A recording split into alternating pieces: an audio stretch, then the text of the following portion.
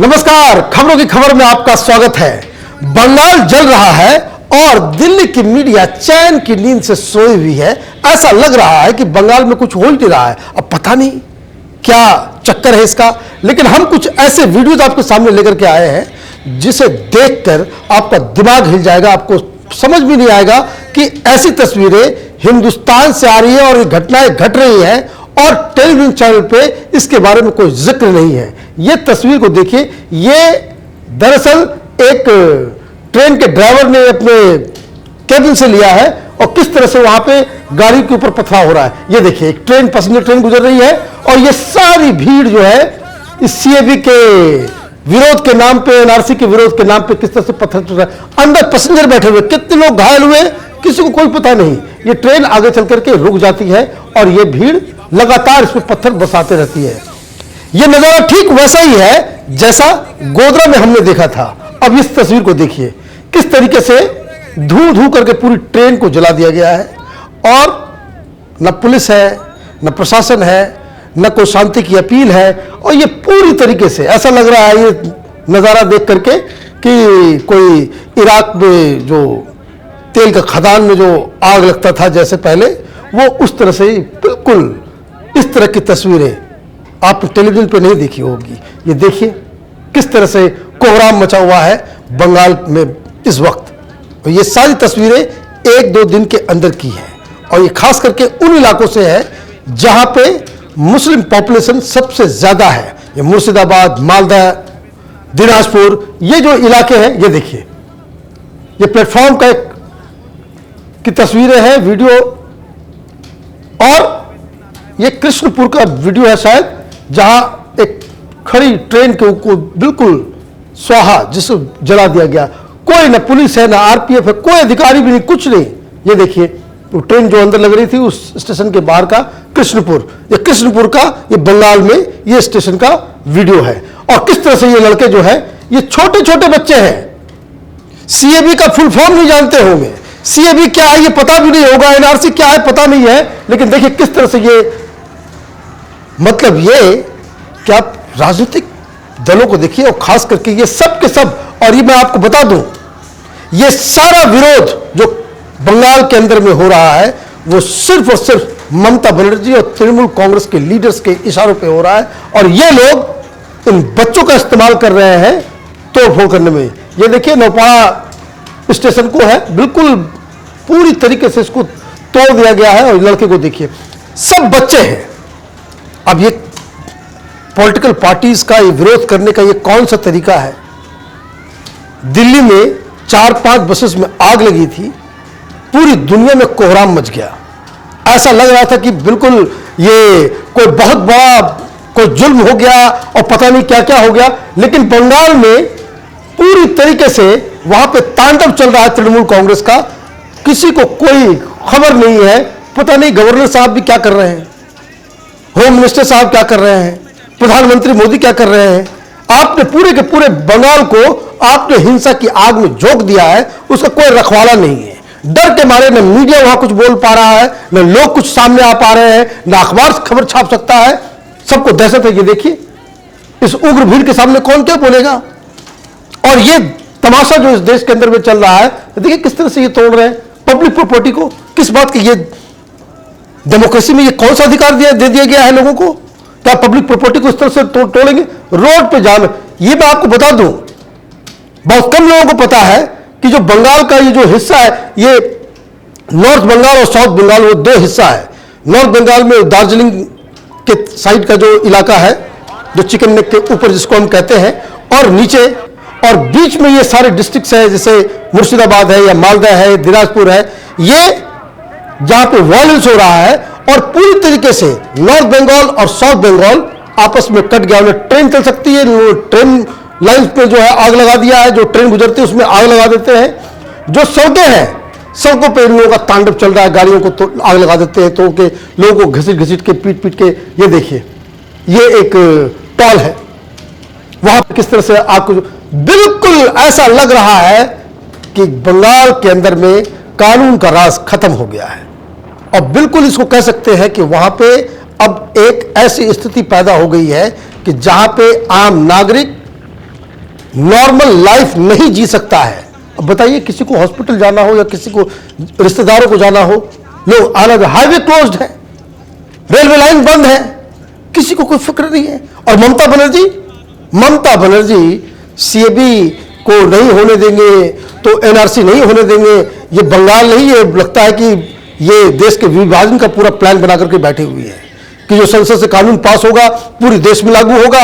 अब तो और आज की एकदम बिल्कुल ये ब्रेकिंग न्यूज इसे समझ लीजिए कि ममता बनर्जी ने ऐलान किया है कि वो बंगाल में सेंसस नहीं होने देगी। पूरे देश में 2021 में सेंसस होना है, लोगों की गिनती होनी है, जनगणना होना है। और मुख्यमंत्री पश्चिम बंगाल की कह रही है कि बंगाल में इसे नहीं होने दिया जाएगा। क्या प्रॉब्लम है, क्या समस्या है? और तो और अब देखिए, ये लगातार उस तरह की तस्वीरें, ये देखिए किस तरीके से वहां पे लगातार चल रहा है। कल कोई हादसा हो जाए, ये भीड़ में कोई, जिस तरह से आपने देखा जामिया के अंदर कुछ ये नक्सली और ये जिहादी लोग घुस आए और किस तरह से जला दिया। अब इसको ट्रेन को जला दिया जिस तरह जल रहा है। ये प्रोटेस्ट है। ये प्रोटेस्ट का कौन सा तरीका है बंगाल में? ये जो आप तस्वीरें देख रहे हैं ये कलकत्ता की नहीं है, लेकिन कलकत्ता में भी लगातार प्रदर्शन हो रहे हैं। ये प्रदर्शन कहां हो रहा है? बिल्कुल कलकत्ता के सेंटर में, पार्क स्ट्रीट में 3-3 घंटा 4-4 घंटा वहां पे जाम लगा रहता है। आना जाना लोगों का बंद है। लोग नाराज हैं लेकिन कुछ बोल नहीं सकते। क्यों नहीं बोल सकते? क्योंकि ममता दीदी और उनकी पार्टी के जो गुंडे हैं वो किसी को विरोध करने तक की छूट नहीं देते। वहां पे अगर कोई मीडिया इस तरह की रिपोर्टिंग करे तो मालूम चलेगा उसे जो है वो जेल में डाल दिया जाएगा। कोई फेसबुक या सोशल मीडिया में कोई कुछ सरकार के खिलाफ लिखे तो उसको उठा करके जेल में डाल दिया जाएगा। और तृणमूल कांग्रेस और उसके सांसद पार्लियामेंट के अंदर में सबसे ज्यादा फासिज्म और डिक्टेटरशिप की बात करते हैं, लेकिन रियल सेंस में अगर डिक्टेटरशिप इस देश के अंदर में कहीं चल रहा है तो वो पश्चिम बंगाल में चल रहा है। और ये देखिए, ये स्टेट स्पॉन्सर्ड, ये मैं कह रहा हूं बड़ी जिम्मेदारी से, क्योंकि ये सारी की सारी जो घटनाएं हो रही हैं ये तृणमूल कांग्रेस के कार्यकर्ताओं के द्वारा, उनके नेताओं के द्वारा सपोर्ट किया गया ये पूरा मुहिम है। और ये खुल के कह रही हैं ममता बनर्जी कि सीएबी का विरोध करो, एनआरसी का विरोध करो और कुछ भी हो जाएगा वो बंगाल में न तो एनआरसी को लागू होने देगी और न सीएबी को लागू। अब सवाल क्या है? सवाल यह है कि ममता बनर्जी ऐसा कर क्यों रही है? ममता बनर्जी को कोई ऊपर से आवाज आ रही है एनआरसी क्या पूरे देश में लागू हो गया, बंगाल में लागू हो गया? या होम मिनिस्टर साहब ने यह कहा है कि भाई पहले बंगाल में एनआरसी लागू होगा जिस तरह से असम में लागू हुआ? जब कोई चीज लागू ही नहीं हुई है उसका विरोध करने कैसे बैठ गए? और विरोध करने का यह कौन सा तरीका है? हर जगह आप देखिए, सड़कों पे, गली चौराहे, हर जगह आपने जहन्नुम बना दिया है पूरे बंगाल को। और ये पूरा का पूरा इसका जो चरित्र है, ये जो पूरा आंदोलन, जिसको कहते हैं आंदोलन नहीं कहिए, जो गुंडागर्दी हो रही है वो बेसिकली उसका एक कम्युनल चरित्र बन गया है। ये सिर्फ और सिर्फ उस इलाकों में विरोध हो रहा है जहां मुस्लिम पॉपुलेशन है, जहां मुस्लिम मेजॉरिटी है। और ममता बनर्जी क्या संदेश देना चाह रही है? वो ये संदेश देना चाह रही है कि ममता बनर्जी ये जो इलीगल माइग्रेंट्स, जो बांग्लादेशी घुसपैठिया जो आए हुए हैं, जो उनके वोटर्स हैं, वो उनको बांग्लादेश नहीं जाने देगी, उनके लिए यहीं पे वो इंतजाम करेंगी। और ये घटनाएं इसलिए तेज भी हो गई है क्योंकि जब से ये सीएबी का ऐलान हुआ है और जिस तरीके से सेंट्रल गवर्नमेंट लगातार इस बात को कह रही है कि वो पूरे देश में एनआरसी को लागू करेगी, तो बांग्लादेशी घुसपैठियों में डर समा गया है। ये लोग भाग रहे हैं। बंगाल में ही 2,500 रुपए पर पर्सन पैसे देकर के, वो जो जिस रास्ते से वो आए थे, जिन एजेंटों के द्वारा आए थे, उनको पैसे दे करके ये वापस बांग्लादेश जा रहे हैं। और ममता बनर्जी का जो वोट बैंक है वो खिसक रहा है। और तो और इनको ममता बनर्जी ने इस पूरे मुद्दे को हिंदू मुस्लिम और कम्युनलाइज कर दिया है कि जो कानून आ रहा है ये मुसलमानों के खिलाफ है, मुसलमानों की नागरिकता छीन ली जाएगी, इस तरह की अफवाह पे इन्होंने किया है। लेकिन इस पूरे जो घटनाक्रम से जो बंगाल का जो भद्र लोग है वो देख भी रहा है और बंगाल के लोगों को अब ये एहसास होने लग गया है कि वहां पे जो सरकार है वो वोट बैंक के लिए, वो माइनॉरिटी पॉलिटिक्स करने के लिए, उसको अपीज करने के लिए वो किसी भी हद तक जा सकती है। ममता बनर्जी की ये जिम्मेदारी है कि ये वॉयलेंस रुके। ममता बनर्जी की जिम्मेदारी है कि कानून का राज हो। ममता बनर्जी की जिम्मेदारी है कि कहीं पे आगजनी ना हो। ममता बनर्जी की जिम्मेदारी है कि सारे हाईवेज और रेलवे लाइंस बिल्कुल वहां पे पब्लिक जमा ना हो, उसमें तोड़फोड़ ना हो और ये सारा लाइफ जो है नॉर्मलाइज हो। लेकिन ममता बनर्जी तो ऐड बना रही है, ऐड ये बना रही है कि भाई तुम बकायदा प्रोटेस्ट करो, हम तुम्हारे साथ हैं।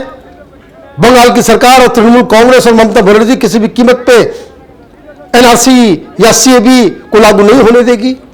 तो कहने का मतलब यह है कि ममता बनर्जी एक ऐसे राह पे चल पड़ी है जिसका जो अंजाम बंटवारा है। मैं बहुत कड़े शब्दों का इस्तेमाल कर रहा हूं, लेकिन यह हकीकत है। जिस तरह से ममता बनर्जी ने बंगाल में मुस्लिम कम्युनिटी के भावनाओं को भड़काया है, जिस तरीके से उन्हें खुली छूट दे रखी है, इसका खामियाजा पूरे देश को भुगतना पड़ेगा। ममता बनर्जी अभी वर्तमान की वो जिन्ना बन गई है। वो चाहती है कि किसी भी तरीके से जो पूरे देश में जो हो रहा है उससे अलग। पश्चिम बंगाल कोई आइलैंड नहीं है, ये कोई दूर दराज का इलाका नहीं है। पश्चिम बंगाल हिंदुस्तान के फेडरेशन का एक हिस्सा है। जो कानून बाकी इलाकों में लगेगा वो पश्चिम बंगाल में भी लगेगा। और तो और जो वहां पे मूक दर्शक बने जो अपोजिशन पार्टीज हैं, जो बिल्कुल हेल्पलेस हो गई हैं क्योंकि वहां पे इस तरह की भीड़, इस तरह के एग्रेशन। अब देखिए, इसके सामने कोई खड़ा होना नहीं चाहता है और बंगाल की मीडिया, उसका तो कुछ कहना ही नहीं है। वो तो बिल्कुल नतमस्तक हो चुकी है। इस तरह के वीडियो जब हमारे पास आ सकते हैं, बाकी सब चैनल्स के पास भी जा सकते हैं। ये स्थिति बहुत खतरनाक है और ये खतरनाक सिर्फ बंगाल के लिए नहीं है, ये खतरनाक स्थिति पूरे देश के लिए है। क्योंकि अगर इस तरह की छूट बंगाल में मिली है तो जिसका नतीजा आपने देखा किस तरह से आज दिल्ली में, जाफराबाद में इस तरह की घटनाएं हुई, तो ये लगातार घटनाएं बढ़ती जाएंगी। और इससे पहले ये स्थिति आउट ऑफ हैंड जाए, केंद्र सरकार को, गृह मंत्री को कुछ एक्शन लेना चाहिए। ममता बनर्जी ये डिजर्व नहीं करती हैं कि वो एक भी दिन मुख्यमंत्री की कुर्सी पर बैठी रहें। इस्तीफा मांगना तो उनसे ज्यादती हो जाएगी, क्योंकि वो पूरी की पूरी इसको अपना राजनीतिक एक स्ट्रेटजी के तहत वो काम कर रही है। इसलिए फैसला केंद्र सरकार को करना है कि यहाँ पे कितना जल्दी राष्ट्रपति शासन लागू किया जाए। अन्यथा अगर सरकार राष्ट्रपति शासन लागू नहीं करती है, ममता बनर्जी को हटाती नहीं है, लॉ एंड ऑर्डर को अपने हाथ में नहीं लेती है, तो बंगाल ऐसे ही जलता रहेगा। और जो वहां मजलूम है, जिनकी आवाज नहीं सुनी जा रही है, वो बिल्कुल इस पूरे राजनीति में पिस के रह जाएंगे। आप देखते रहिए ओपन पोस्ट इंटरनेट टीवी। हमारे वीडियोस को लाइक कीजिए, शेयर कीजिए और हमारे चैनल को सब्सक्राइब कीजिए। धन्यवाद। अगर आपको हमारा वीडियो पसंद आया हो तो इसे लाइक करें, हमारे चैनल को सब्सक्राइब करें और हाँ, बेल आइकन दबाना ना भूलें ताकि आप तक हमारे वीडियो की नोटिफिकेशन पहुंचती रहे।